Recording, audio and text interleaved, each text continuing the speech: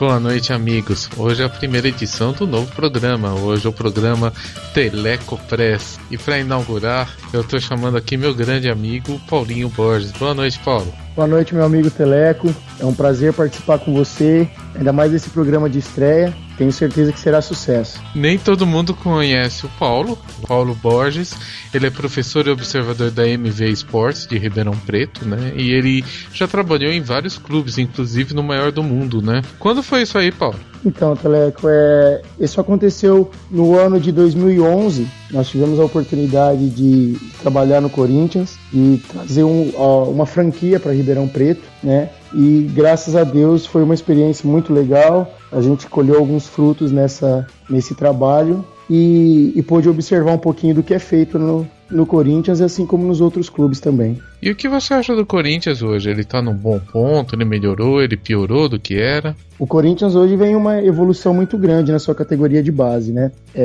Por mais que a gente ainda tenha aquela visão de massa, de clube de torcida, o trabalho hoje ele é mais voltado à formação mesmo. O Corinthians sempre foi um dos maiores vencedores da base, mas quando era para aproveitar, tinha um pouco de dificuldade. Isso já veio mudando essa mentalidade há um tempo e agora começam os primeiros frutos desse trabalho aí, começam a aparecer agora no Corinthians. Mas eu tenho notado, né, primeiro, o Corinthians não tinha aqueles grandes destaques de seleção brasileira, né, e agora ele tem uma série de meninos sendo chamados para as categorias de base. Sim, no início, a cobrança do Corinthians ela sempre foi muito grande e sempre será. Então o clube gostava de formar times vencedores e não olhava muito para um garoto, não cuidava dele de uma maneira diferenciada, né? A cobrança e a exigência pelo resultado ela era bem maior, então ficava um pouquinho aquém a formação. Eles focavam mais as vitórias, as conquistas, e o garoto, quando chegava a uma certa idade, ele tinha um pouquinho de déficit de aprendizado, de trabalho. Então é onde surgia essa dificuldade. Sempre foi um time vencedor, mas que não conseguia trabalhar com alguns jogadores e não conseguiam principalmente colocá-los na equipe de cima. Sempre foi uma dificuldade no Corinthians, né? Primeiro o Corinthians já tem uma equipe boa em cima, né? Então já naturalmente não dá muito espaço. E eu também tenho visto que muitos dos empresários eles têm levado mais zagueiros, né? Altos e fortes para o Corinthians, ou jogadores com mais características defensivas do que em outros clubes, como por exemplo o Santos, o Fluminense, né? Que é mais para jogadores ofensivos. Eu tô enganado? Não, isso acontece mesmo. Até um pouco pela estrutura que é feita nas equipes. O Santos sempre teve como característica jogadores de velocidade, jogadores um pouco mais leve, um futebol um pouco diferente do que a gente encontra em geral nas categorias de base. E o Corinthians teve essa época também que ficou um pouquinho mais ligado à raça, à vontade, então eles se preocupavam em ter jogadores com essas características. Hoje, a estatura de zagueiros, de volantes, ela aumentou um pouquinho em relação a qualquer clube da base. Hoje a gente trabalha com atletas com estatura maior do que antigamente, mas e também é feita a avaliação em relação à qualidade. Então, por mais que o Corinthians tenha zagueiros altos, fortes, hoje em dia o estilo de jogo faz com que ele tenha que saber sair jogando, tenha que ter uma qualidade técnica melhor do que antigamente. Antigamente, se o jogador desse um chutão para lateral e comemorasse, os corintianos gostavam disso e estava tudo bem. Hoje em dia ele já é cobrado desde a base até a qualidade, até a boa saída, porque é aquilo que todos os clubes no mundo hoje cobram, né?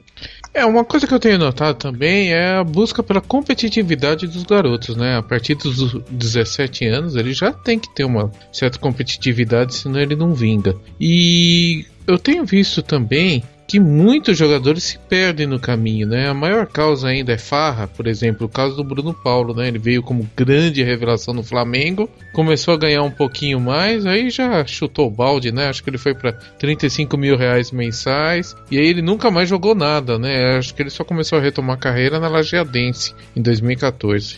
Essa fase da transição, ela é uma fase complicada. A gente tem exemplos de garotos que atingem um nível muito bom até os 16 anos. No momento em que ele vai começar o seu contrato, começar a ter um pouco mais de exigência, um pouco mais de cobrança por conta não só da diretoria, do seu professor, mas também um pouco de torcida, um pouco mais de visibilidade. Hoje a gente tem campeonatos sub-17, sub-16, sub-20 sendo transmitidos a todo lugar, não só na internet, mas na TV fechada também. Então essa fase é uma fase que o garoto precisa ter um amadurecimento rápido. E aí que entra não só o papel do empresário, mas como do professor, da família, de conseguir fazer com que o foco dele permaneça reto, permaneça direto, para que ele possa crescer nessa função. Um menino com 17 anos, mesmo jogando num profissional, ele ainda não é uma garantia, pois ele tem o tempo de amadurecimento, o tempo de entendimento tático, entendimento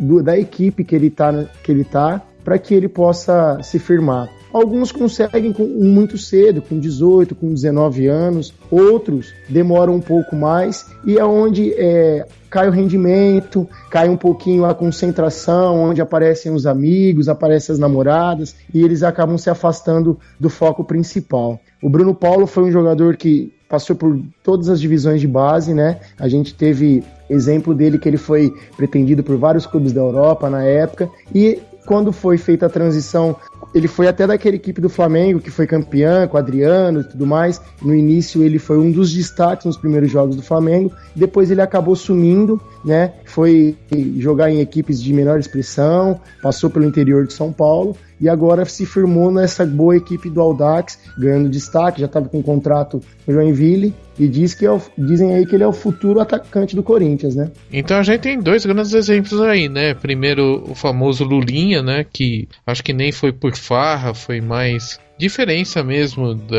de quando ele atingiu o ápice, né? Porque ele foi um cracaço na base, talvez o maior de todos. E o Giovanni Piccolomo, né? Que era uma grande esperança, mas não vingou. Então, Teleco, o Lulinha é até curioso, porque quando ele subiu junto com o Dentinho, né? O Corinthians estava naquela fase de briga para não cair, e foi dada a ele uma responsabilidade muito grande por tudo que ele tinha feito nas categorias de base. Naquele momento é difícil a gente falar o que faltou, diagnóstico preciso, mas o momento do clube era muito conturbado, a diretoria, o extracampo prejudicou demais aquela equipe. Eu tenho que o Dentinho foi um dos jogadores que teve essa transição, que melhor assimilou essa difícil fase no Corinthians. Ele conseguiu passar do calvário do Corinthians até o ápice em 2009, com aqueles títulos, com o Ronaldo, com um time com um potencial muito grande, então conseguiu se firmar. E o Lulinha até fez uma boa Série B, né, naquele ano de 2008, mas depois não conseguiu se firmar, foi caindo o rendimento, e hoje também tem dificuldade de se firmar num grupo de ponta. Até hoje ele ainda está por baixo, né? Agora, o Corinthians, eu estava lendo aqui uma reportagem do Dazzler Marques, falando que o Corinthians contratou 7 jogadores do Santos, né? O lateral Uric, o meio-campista Jairo, pro Sub-17, né, em 2015, e de novo pro Sub-17 em 2016, ainda trouxe o goleiro Diego Andrade, o zagueiro Michel Bennett, o José Kleberton, né, que também é conhecido como Garagal, e o Vinícius Veneranda. E queria reservar um tempinho para falar um pouco do Claudinho e das qualidades do Claudinho, que esse parece ser bem acima da média.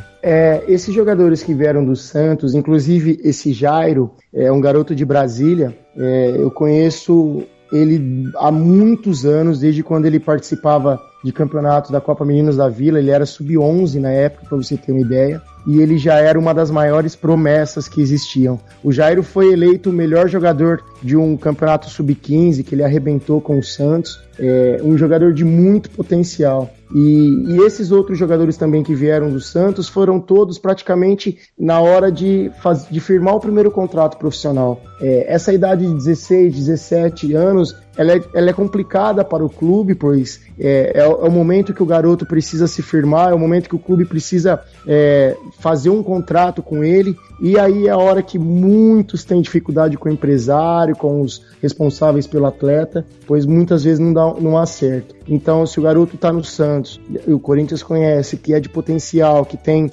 possibilidade de trazer, o clube acaba pagando um pouco mais e e o garoto acaba saindo do clube, né? Então essa baciada que o Corinthians trouxe agora com 6 jogadores do Santos, é em decorrência um pouquinho dessa fase contratual aí, e também pela qualidade dos meninos. O Garagal, o Veneranda são jogadores que tiveram boas oportunidades no Santos, apareceu bastante no Santos, e agora está em fase de adaptação no Corinthians, mas o Veneranda já tem jogado a Copa do Brasil, né? E eu tenho certeza que é um jogador de potencial que logo o Corinthians pode colher esses frutos aí. E o Claudinho, dá pra gente acreditar? Se você fosse comparar, que nível ele chegaria? É um jogador que pode chegar a uma seleção brasileira? É um jogador que a gente pode considerar um bom jogador, talvez não dos melhores, como por exemplo o Luizão, né? Que a gente adorava o Luizão, mas na época o centroavante era Ronaldo, Romário, né? Era outra competição. Teleco, você falou o nome de um jogador aí que pra mim foi um dos melhores que eu vi no Corinthians, que foi o Luizão, você acredita? E é o que você falou, o Luizão foi numa geração que só existiam feras. Se o Luizão fosse atacante hoje do Corinthians, como aquela época, ele seria o 9 do Barcelona, titularaço da seleção brasileira. De olhos fechados, porque o cara sabia fazer muitos gols, foi um baita centroavante. O grande problema dele sempre foi o joelho. Mas eu acho que dá pra fazer um programa só pra falar do Luizão, né? Com certeza, esse daí, acho que os mais novos não conhecem muito, né? O que foi o Luizão? O Luizão foi bem em todos os lugares praticamente que ele passou, e era um atacante de bom nível, e com certeza hoje em dia faria a diferença. O Claudinho é um jogador muito promissor. No Santos ele sempre teve um carinho, um cuidado todo especial, e me surpreendeu muito o Santos perdê-lo, né, para o Corinthians, pois lá ele era um jogador de nível, todo mundo tinha uma esperança e acreditavam muito nele, e o Corinthians foi muito bem nessa contratação. Essa transição dele tem sido feita com cuidados, ele tem sido muito bem observado pelo Tite, né? Tite já conhece, já gosta, e eu acho que ele pode chegar em um nível de médio para bom. O jogador até pode ter possibilidade de jogar na seleção brasileira, sim. Depende um pouco dessa fase dele, depende um pouco do Corinthians, como vai ser feita essa afirmação dele no time profissional, no time principal. Mas eu acredito que o Claudinho tenha potencial para ser um dos grandes atacantes futuramente no Corinthians. É muito rápido, muito veloz, utiliza muito bem as duas pernas, tem a mudança de espaço rápida, mudança de direção ainda melhor ainda, você entendeu? É o tipo de jogador agressivo que todo treinador gosta de ter, e que eu acho que faz um pouquinho de falta no Corinthians hoje em dia. Um jogador com essa característica mais veloz, de mudança de direção. Nós perdemos um pouquinho disso nesse time esse ano, né? E o Tite, ele não gosta de colocar a base ou ele gosta de colocar a base, né? Porque muito se fala o Tite não gosta da base, o Tite odeia a base, mas eu acho também que ele tem boas opções no elenco, né? É difícil a gente falar do lado de fora, né? Eu costumo dizer que o Tite gosta de jogador bom, né? Ele não olha muito pra idade, não é fácil ser treinador do Corinthians, né, Teleco? Eu imagino que a responsabilidade, a cobrança, a exigência que existe para um treinador do Corinthians, ela não tem dimensão. Então, infelizmente, às vezes, a gente acaba perdendo algumas oportunidades de revelar garotos com potencial mesmo, como a gente sabe de vários nomes que já passaram por lá e não se firmaram. O Marquinhos é o mais famoso, mas se a gente for pensar, nós tivemos outros jogadores de qualidade que não se firmaram no Corinthians. O Ricardo Oliveira é um deles, né? Hoje em dia cansa de fazer gol no Corinthians. Era reserva do Fernando Baiano, né? Era reserva do Fernando, não teve oportunidade, foi embora para a Portuguesa e tal. Então, nós tivemos esse tipo de perda, mas por outro lado, no lugar do Tite não é fácil você colocar um garoto, você ter um elenco tão caro, um elenco tão vencedor, porque queira ou não queira, o Corinthians é o maior vencedor do Brasil hoje, é o Corinthians. Então ele tem essa exigência e essa pressão para sempre manter o nível. No Santos é diferente, por exemplo, a gente sempre ouve falar do Santos. O Santos não tem o mesmo nível de cobrança, não tem o mesmo nível de investimento que o Corinthians tem, você entendeu? Então, às vezes, por isso é mais fácil ser lançado lá. O que eu acho do trabalho do Tite? Que essa transição, ela precisa ser melhor avaliada, não só por ele, mas por a equipe do Sub-20, a equipe técnica do Sub-20, a equipe técnica do profissional, para que esses garotos, quando eles entrem, eles tenham uma segurança, uma tranquilidade, e para que eles possam render o melhor. A fase do time ajuda muito, tá? Eu vejo muita gente cobrando o Michael num jogo desse, num jogo daquele, mas a gente tem que ter um pouco de paciência, entender que são garotos em formação, e que no melhor momento, eu tenho certeza, a comissão técnica é muito competente, ela vai saber utilizar esses garotos. E essa história que ele não gosta de base, isso daí é um mito para mim, tá? Ele tem trabalhado com jogadores. Agora, ele vai escalar quem tá melhor. O dia a dia do Tite faz muita diferença, tá? Então, alguns jogadores que não se firmaram com ele, talvez não tenha mostrado no dia a dia o que ele precisa. Disputar vaga com jogadores do nível do Corinthians também não é fácil. Então, tudo isso tem que ser levado em conta quando a gente vai avaliar essa oportunidade que os garotos têm na base, né? E certamente todo mundo quer jogar, né? Interessa a idade que tem, né? Então também não dá pra você colocar só um menino e você deixa um experiente que tá jogando bem na reserva, né? Então o pessoal que exagera, né? Que nem o Edu Dracena, coitado. Foi para lá na Barra Funda ali, tá frito. Isso daí é uma complicação, porque às vezes a gente não entende que existem jogadores ali que estão brigando por posição, brigando por espaço, e o time grande é desse jeito. O cara que vai jogar no Corinthians, ele já sabe que ele vai ser cobrado, ele já sabe que ele vai ter sempre jogadores chegando de nível, e ele precisa se desenvolver rápido. Um garoto que sobe, ele já tem que saber que ele vai ser cobrado a partir do momento que ele vestir essa camiseta tão importante, e não pode sentir, né? A gente fala que jogador de Corinthians, de time de massa, de time de torcida, ele já tem que nascer pronto, porque a exigência, a cobrança é muito grande. Imagina, Teleco, se o pênalti que decidisse a semifinal do Paulista fosse aquele do Matheus Pereira? Nossa senhora, o cara tava morto amanhã. Bem, aconteceu isso aí com o Pato, né? E o Pato já tinha uma carreira internacional, seleção brasileira, isso e aquilo, né? Verdade que tinha outros problemas antes, mas isso aí foi a gota d'água. Então, bem, com a saída do Elias, tudo indica, né, que o Elias e o Fagner, ele tem possibilidade de sair, então aí vai ter mais espaço pro Maicon. Um outro jogador que eu tenho visto bem aí é o Léo Jabá, né, atacante, né, ele tá no sub-20 ainda cedo, né, porque ainda dá pra jogar mais um pouquinho abaixo, não, Paulo? Ele, na verdade, agora ele agora estourou, esse né? ano ele pode, né? Que ano passado ele tava cedo.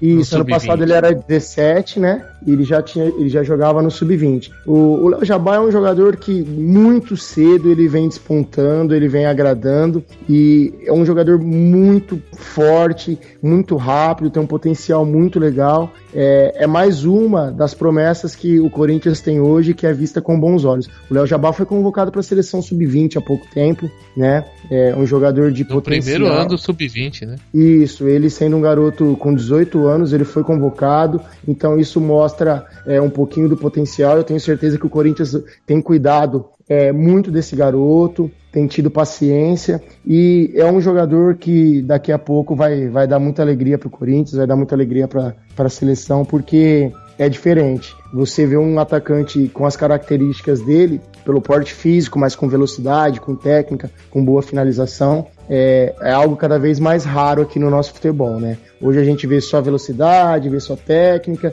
então ele consegue conciliar muito bem essas duas qualidades, e ele tem feito a diferença nessas equipes do Corinthians. Já fez uma Copa São Paulo boa, a gente precisa sempre passar isso à torcida, está em frequente evolução, né? Então, por isso precisa de um pouquinho de cuidado, um pouquinho de aprendizado, é o tempo dele crescer mais um pouquinho tecnicamente, taticamente, e logo ele vai estar no profissional, ele vai estar arrebentando aí, porque é um garoto de muito talento e muito futuro pela frente.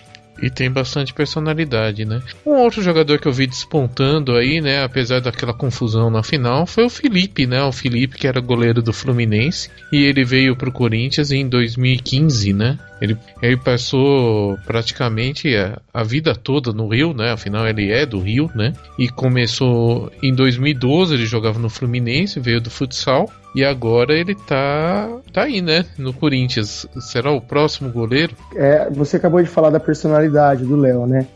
Eu acho que o Felipe é outro que vai por esse caminho. O Felipe é um jogador de muito potencial, ele tem a velocidade para goleiro absurda, né? Tem uma boa reposição, tem elasticidade, ou seja, é um garoto de muito futuro, e ele já vem através desse trabalho de mudança que a gente tem visto no Corinthians, que é esse olhar para garotos de outras equipes que estão despontando, que estão com qualidade e que ainda vem para terminar essa fase de amadurecimento, de crescimento aqui no Corinthians. Garotos que são da base de outras equipes e acabam nesse ciclo 17, sub-20, o Corinthians acaba trazendo e eles amadurecem aqui. O Felipe já jogou essa Copa São Paulo, foi muito bem, teve aquele problema no pênalti, faz um pouquinho parte da personalidade dele. Tenho certeza que o Loss, que o Tite já conversaram, já trouxeram para ele um pouquinho mais de tranquilidade, de segurança. Não pode agir daquela maneira, mas é um jogador de potencial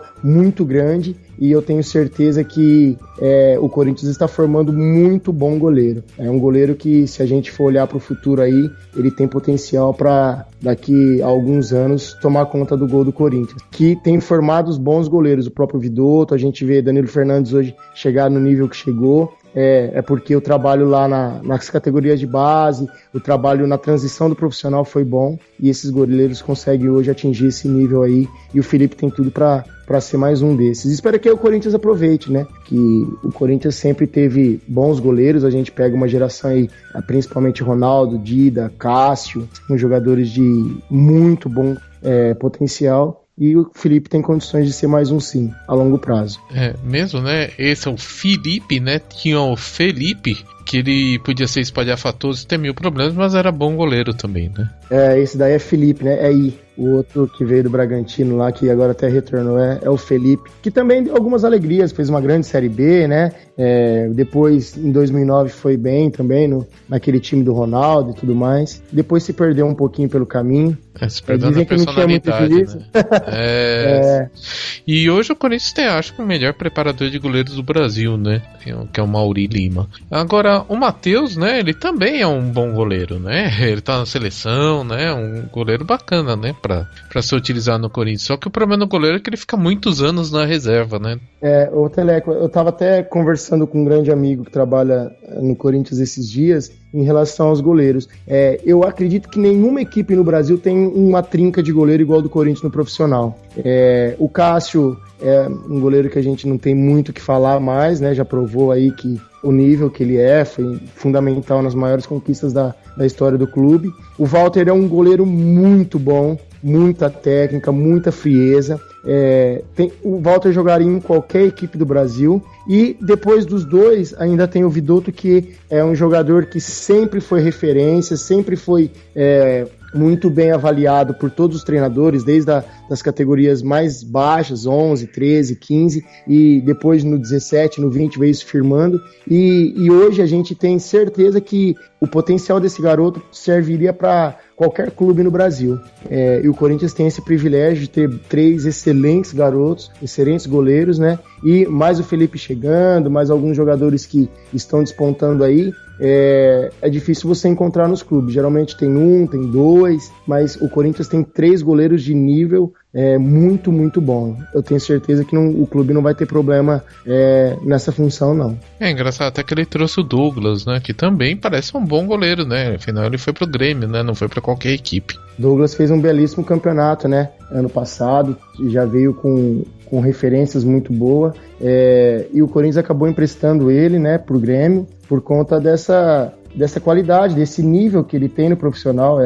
Repito, é um nível muito grande. Não vejo nenhuma equipe do Brasil com uma trinca de goleiros igual o Corinthians tem. É algo que merece elogios, né, por conta dessa observação, por conta dessa formação, no caso do Vidotto, e o Corinthians está muito bem servido nessa função. E quando você não encontrar o Matheus Vidotto no treino do Corinthians, você consegue encontrar na sua pizzaria, que fica na rua Dona Ana Nery 744, no Cambuci. Bem, Paulo, eu queria agradecer demais sua presença, sua gentileza aqui de de bater esse papo comigo aqui, com os ouvintes. Eu acho que foi muito esclarecedor, né? Porque se fala muito de base, mas se ouve muita generalidade, né? Precisa botar moleque, precisa tirar moleque não serve. E na verdade tá um trabalho muito, muito grande, né?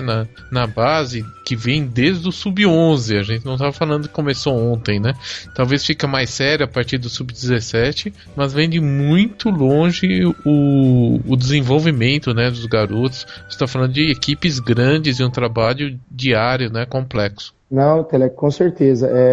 Para você ter uma ideia, hoje em dia, a maioria dos clubes já estão trabalhando com garotos sub-9, tá? Com a parte mais técnica, um pouco já da parte tática, utilizando formações parecidas ou iguais àquilo que é utilizado em toda a sequência, em todo o clube, no 13, no 15, no 17, no 20, posteriormente no profissional. Então, essa formação hoje está cada dia mais precoce, o atleta está cada dia mais focado, cada dia mais entendido. Antigamente a gente via na base o sub-15 jogando de uma maneira, o 13 de outra, o 11 de outra. Hoje em dia a gente consegue ver algo, toda a base, um trabalho próximo. O Corinthians faz muito bem isso, utilizando esse sistema, essa metodologia para que quando o garoto chegue na base, que ele vai fazer a transição, ele já esteja apto a desempenhar essa função ou aquela. Então, que os clubes continuem se desenvolvendo, crescendo e que os garotos se formem e tenham essa consciência que jogar em time grande não é fácil. O garoto já chega, ele já sabe que pegar uma camisa de peso como Corinthians, como Grêmio, como Flamengo, e aí por diante não é simples, né? E eu queria te agradecer por essa oportunidade, por estar estreando esse programa junto contigo aí, te desejar toda a sorte do mundo. Eu tenho certeza que você vai ser mais essa batalha aí, você vai conseguir, vai ser sucesso, porque você é um cara muito bom e todo mundo que te acompanha gosta do seu trabalho. Pô, cara, assim eu fico mascarado. Olha, pra terminar, eu só vou falar da Voz da Bancada, agradecer ao Bruno, que fez o logo do programa. Valeu aí, Bruno. vozdabancada.com.br para as camisetas mais legais de torcida. E para o equipamento oficial do Corinthians, né, produtos oficiais do Corinthians, não tem lugar melhor do que a loja do Parque São Jorge, a loja do Corinthians no Parque São Jorge. Chega lá pro Nelsinho e fala: eu ouço o podcast Mão, eu ouvi o programa inaugural da Teleco Press e você ganha 20% de desconto na lata, não precisa nem negociar. Um abraço a todos, um abraço, Paulinho, e vai Corinthians! Vai Corinthians, vamos lá!